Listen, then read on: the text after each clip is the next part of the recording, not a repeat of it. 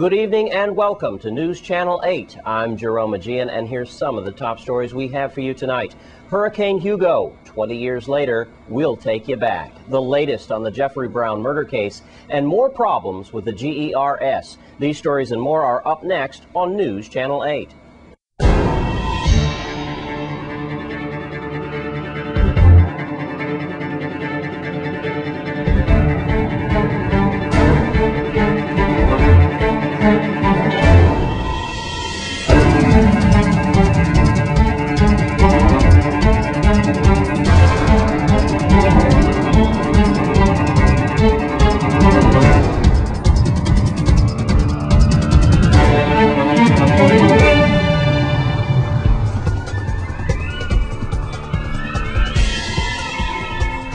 In our top story tonight, he came like a thief in the night. It's the 20th anniversary of one of the most destructive hurricanes of our lifetime. Of course, we're talking about Hurricane Hugo, a Category 5 monster packed with nearly 200-mile-an-hour gusts and tornadoes that made St. Croix look like Hiroshima after the explosion of the atom bomb. News Channel 8's Wes Small files this report.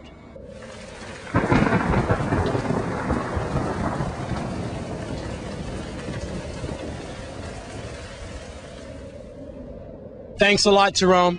This is the 20th anniversary of that deadly, horrific hurricane named Hugo. And of course, life will never be the same for Virgin Islanders and a lot of people in this part of the world. For this reporter, I was a little younger then, 20 years ago, and I was a DJ for Aisle 95. Originally coming to the Virgin Islands because my dad was an aircraft mechanic for American Airlines. Being an only child, it was just me, my mom, and my dad, and I lost my dad shortly before I graduated, so it was just my mom and I that decided to move to St. Croix, especially after I used to take 3 trains to work and 3 trains home. I decided that paradise is where I would like to be. I was a bachelor father then with a 4-year-old boy named Jamie, and we were living in back of Johnny Bellardo's store in Frederickstead, actually, with my girlfriend, and I have to tell you, life was never the same after that. It was a Sunday afternoon. I'll never forget it. And I watched the last half of, or actually the first half of a football game. It would be the last football game that I would watch on TV for 1 year. Hurricane Hugo paid us a deadly visit that night. Of course, we all remember that. In the morning is what I pretty much remember because my mom stayed in Pepper Tree Terrace. And Pepper Tree Terrace was pretty much devastated. But her 20-year-old trailer had survived. And I'll never forget when I saw my mom that morning, how I felt. And it really gives you a perspective on life. Well, I lost my radio job after that. A lot of people did. And I was a security guard at Pepper Tree Terrace with a sawed-off shotgun, a .357 Magnum, and a .38 Police Special, making $11 an hour. A lot more than I used to make with radio. But that was not for me. It was too stressful. I'll never forget one day, a guy who worked at WAPA, who was also a security guard with me, his name was Henry, and I was feeling pretty depressed and devastated. He looked at me and said, "Let me tell you something, Wes. You think this is the end of the world, but it's not. I went through Vietnam and the Tet Offensive. This is a piece of strawberry shortcake on a Sunday afternoon." And you know what, folks? 20 years later, as we look back at Hugo, maybe he wasn't a shortcake on a Sunday afternoon, but we are certainly safer, stronger, and smarter. And sure, there were some bad stories, but there were some good stories as well. And I'd like to focus on the good ones. I'd like to focus on the human aspect of a disaster. And with that, let's talk to a couple of people that relived the same thing that I did. Where were you for Hurricane Hugo? I was here. I was 9 years old. 9 years old. Mm-hmm. What was that like for you? That was terrible. The only thing I remember is that my mom was holding me when she was coming out of the house and she was going to Johnny's Woodson. And it was terrible. It was terrible? Yeah, it was very, very bad. You were 9 years old. Mm-hmm. Is this your son? She was holding me and she was holding my other brother and she was trying to pull me into the school and it went just putting us back. And you were going to the shelter? Yeah, I was going to the shelter. You lost your home? Yeah, we lost everything. But you got your life, though. Yes, thanks God. And who's this little guy? It's my youngest son. Wow, now he wasn't around when Hugo, obviously. No. But, look what God has given you, right? Mm-hmm, 3 kids. All right, congratulations, but hey, we're still here, right? Thanks God. Wind had started to raise up very strongly. And it was a Sunday. I was laying down because we hadn't experienced a hurricane. We had some storms, but not hurricanes, right? Last gale was 1928.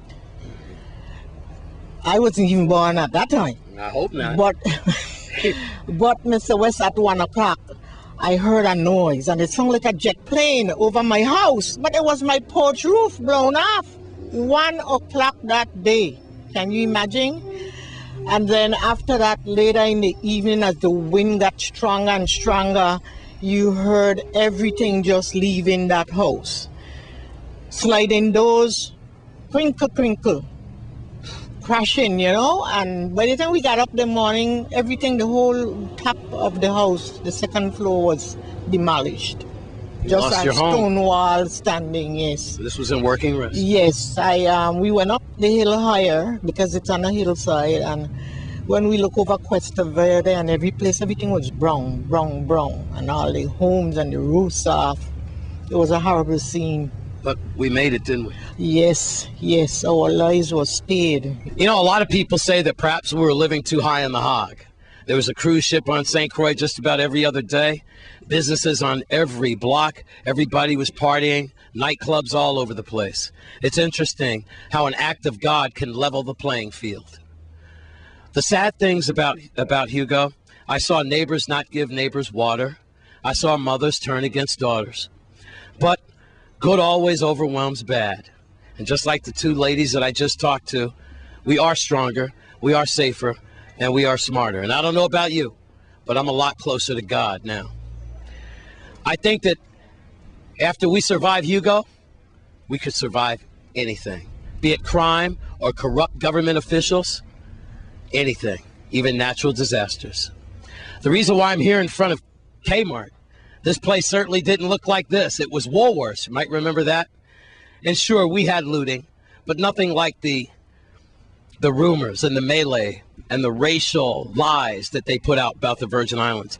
I'll never forget a white police officer that came into Pepper Tree Terrace with his sirens blaring, claiming that he wanted to escape with other Caucasians so that they can escape the wrath of the Virgin Islanders after a disaster.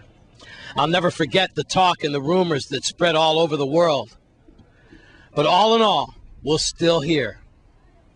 And the positive always overwhelms the negative. Let we remember, let we never forget, but let we remain always and forever stronger. I'm Wes Small for News Channel 8.